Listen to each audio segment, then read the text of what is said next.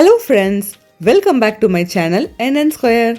ஒவ்வொரு உணவிற்கும் சிறந்த சுவை தாருங்கள். வீடியோக்குள்ளே போகிறதுக்கு முன்னாடி ஒரு சின்ன ரெக்வெஸ்ட். இப்போ தான் நீங்கள் ஃபர்ஸ்ட் டைம் நம்மளோட சேனலில் பார்க்குறீங்கன்னா அப்போ மறக்காமல் சப்ஸ்கிரைப் பண்ணிக்கோங்க ஃப்ரெண்ட்ஸ்.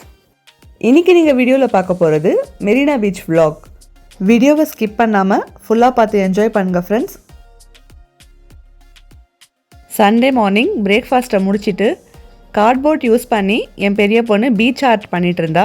சரி, மெரினா பீச்சுக்கு தானே போகணும்னு ஆசைப்படுற, வா போகலான்னு சொல்லிட்டு ஒரு 11 o'clock போல் நான், ஹஸ்பண்ட், குழந்தைங்க 2 பேரும் சேர்ந்து கிளம்பிட்டோம். என் ஹஸ்பண்ட் ட்ரைவ் பண்ணும்போது சொல்லிகிட்டே போனார், இந்த வெயிலில் யார் மெரினா பீச் போவா, ஒரு 3 o'clock போல் கிளம்பியிருக்கலான்னு சொல்லிட்டு. இல்லை மார்னிங்லேருந்தே போய் என்ஜாய் பண்ணலாம். இப்போல்லாம் இன்ஸ்டாகிராமில் நிறைய ரீல்ஸில் பார்த்தோம், பேம்பூ ஷெல்டர், பேம்பூ சேர்ஸ் எல்லாமே அரேஞ்ச் பண்ணியிருக்காங்க. கிட்ஸ் கூட நிறைய ப்ளே பண்ணுறதுக்கு ஸ்லைடர்ஸ், சீசாலாம் அரேஞ்ச் பண்ணியிருக்காங்க. வாங்க போகலான்னு சொல்லிட்டு நாங்கள் ரொம்ப எக்ஸைட்மெண்ட்டில் போயிருந்தோம். ஒரு 11:45 போல் நாங்கள் மெரினா பீச்சுக்கு ரீச் ஆகிட்டோம்.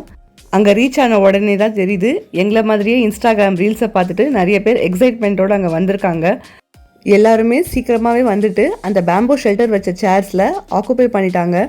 எங்களுக்கு கடைசி வரைக்குமே உட்காரத்துக்கு சான்ஸே கிடைக்கல. ஆனால் குட்டீஸ் 2 பேரும் நல்லா என்ஜாய் பண்ணாங்க. ஸ்லைடர்ஸ், சீசாலெலாம் கொஞ்ச நேரம் நல்லா விளையாடிட்டு இருந்தாங்க. எங்களால் வெயிலில் நிற்கவே முடியல. சரி, அப்புறமா வந்து விளையாடலான்னு சொல்லிட்டு நானும் என் ஹஸ்பண்டாக குழந்தைங்களை கூட்டிகிட்டு அப்படியே கொஞ்சம் நேரம் நடக்க ஆரம்பிச்சிட்டோம். என்ன மாதிரியே நீங்களும் இன்ஸ்டாகிராம் ரீல்ஸை பார்த்துட்டு மெரினா பீச்சுக்கு சண்டேஸில் போகாதீங்க, வீக் டேஸில் போங்க. அப்போ தான் உங்களுக்கு வந்து பேம்பூ ஷெல்டர் சேரில் உட்காரத்துக்கான சான்ஸ் கிடைக்கும். நிறைய பேர் என்ன பண்ணுறாங்க, லஞ்ச் பேக் பண்ணிட்டு வந்துட்டு அங்கேயே சாப்பிட்டுட்டு அங்கேயே படுத்து தூங்கிடுறாங்க. இந்த மாதிரி செய்யக்கூடாது, ஏன்னா அடுத்தவங்களுக்கும் உட்கார்றதுக்கு ஒரு சான்ஸ் கொடுக்கணும்.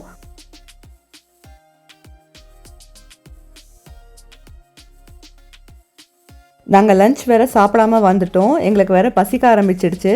சரி, ஓகே வாங்க சுண்டல் சமோசா போய் சாப்பிட்லான்னு சொல்லிட்டு சன்செட் சாட் ஃபுட் கடைக்கு தான் நாங்கள் வந்திருந்தோம்.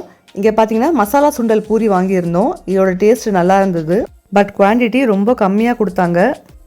நெக்ஸ்ட்டு பார்த்தீங்கன்னா பேல்பூரி தான் ஆர்டர் பண்ணியிருந்தேன். இதோட டேஸ்ட்டு சுத்தமாக நல்லா இல்லைங்க, ஓவராக ஸ்வீட் ஆட் பண்ணிட்டாங்க. சாப்பிடவே முடியாமல் சாப்பிட்டுட்டு அங்கேருந்து கிளம்பிட்டோம். இந்த பேல்பூரி சாப்பிட்டதுலேருந்து வாயெல்லாம் ரொம்ப ஸ்வீட்டாக இருந்தது. ஏதாவது காரமாக சாப்பிட்டா நல்லாயிருக்குமே சொல்லிட்டு நாங்கள் மெரினா பஜ்ஜி ஸ்டாலுக்கு தான் வந்திருந்தோம். இங்கே வந்து ஒரு பிளேட் மிக்ஸ்டு பஜ்ஜி தான் ஆர்டர் பண்ணியிருந்தோம். ஆர்டர் பண்ண மிக்ஸ்டு பஜ்ஜி கூட வந்துருச்சு.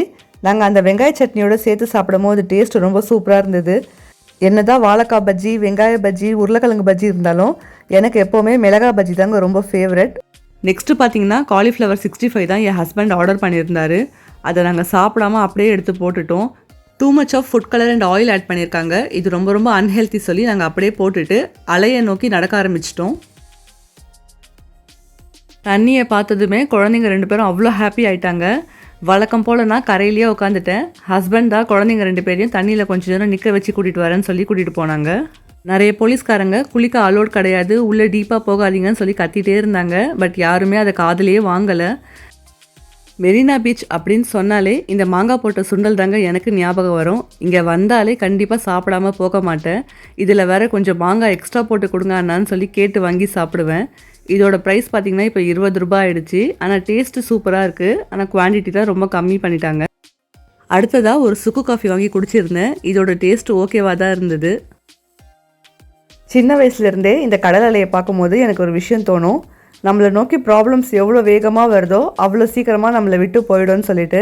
இந்த மாதிரி உங்களுக்கு கடல் அலையை பார்க்கும்போது என்ன தோணுன்றதை மறக்காமல் கமெண்ட் செக்ஷனில் கமெண்ட் பண்ணுங்க ஃப்ரெண்ட்ஸ். எனக்கு பஞ்சு மிட்டாய்னாலே ரோஸ் கலர் தாங்க ஞாபகம் வரும். சடனாக இதை பார்க்கும்போது சோம்பு பொடியா இல்லை பஞ்சு மிட்டாயான்னு சொல்லி ஒரு நிமிஷம் நானே கன்ஃபியூஸ் ஆகிட்டேன். இதே மாதிரி குழந்தைங்க விரும்பி சாப்பிட்ற எல்லா பொருட்களையும் எந்த ஆர்டிஃபிஷியல் ஃபுட் கலரும் சேர்க்காம சேல்ஸ் பண்ணால் நல்லாயிருக்கும். டைம் பார்த்திங்கன்னா கரெக்டாக 3 o'clock ஆகிடுச்சு. அப்போ கூட உச்சி வெயில் அடிச்சுதுங்க. எங்களால் சுத்தமாக நடக்கவே முடியல. அப்படியே வந்து ஃபிஷ் ஃப்ரை பண்ணுற ஸ்மெல் வந்தது. என் ஹஸ்பண்டுக்கு அந்த ஸ்மெல் வந்த உடனே டெம்ப்ட் ஆகிடுச்சு. வா ஒரு ஃபிஷ் ஃப்ரை சாப்பிட்டுட்டு போகலான்னு சொல்லி நாங்கள் கூட்டிகிட்டு வந்துட்டாங்க. இங்கே பார்த்தீங்கன்னா நிறைய விதமான மீன் வச்சுருந்தாங்க. ஒவ்வொரு மீனுக்கும் ஒவ்வொரு ப்ரைஸ். ஸ்டார்டிங்கே பார்த்தீங்கன்னா 100 rupees. நாங்கள் வந்து காணாங்கத்தி மீன் தான் வாங்கியிருந்தோம். இது என்ன, நாங்கள் ஃபிஷ் ஃப்ரை கேட்டால் கருவாடு ஃப்ரை பண்ணி கொடுத்துருக்காங்களேன்ற மாதிரி தான் இருந்துச்சு. அவ்வளோ ஆயிலில் டீப் ஃப்ரை பண்ணி கொடுத்துருக்காங்க. இதோட டேஸ்ட்டு கூட சுத்தமாக நல்லா இல்லைங்க. அந்த மீன் கூட ரொம்ப கருகி போயிருந்தது. என் ஹஸ்பண்ட் கிட்ட சொன்னேன்னா, காசு போனாலும் பரவாயில்ல சாப்பிடாதீங்க, ஈவினிங் வீட்டுக்கு போன உடனே மெரினா பீச் ஸ்டைலில் நான் உங்களுக்கு ஃபிஷ் ஃப்ரை பண்ணித்தரேன்னு சொல்லிட்டு அவரும் ஃபுட் வேஸ்ட் பண்ணக்கூடாதுன்னு சொல்லிட்டு முடிஞ்ச வரைக்கும் சாப்பிட்டாரு. மிச்சத்தை அப்படியே வச்சுட்டு நாங்கள் கிளம்பிட்டோம். ஈவினிங் ஆக ஆக க்ரௌட் ரொம்ப அதிகமாகிட்டே இருந்தது.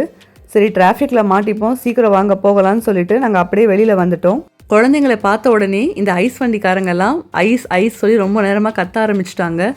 ஒரு வழியாக நாங்கள் குழந்தைங்களை சமாதானப்படுத்திட்டு அங்கேருந்து கூட்டிகிட்டு கிளம்பிட்டோம். அந்த பார்க்கிங் ரோடை விட்டு வெளியில் வரதுக்கே எங்களுக்கு 20 மினிட்ஸ் ஆகிடுச்சு. சரியான டிராஃபிக். அப்படியே மெதுவாக வண்டி மூவ் பண்ணி நாங்கள் ஒரு வழியாக அங்கேருந்து வெளியில் வந்துட்டோம்.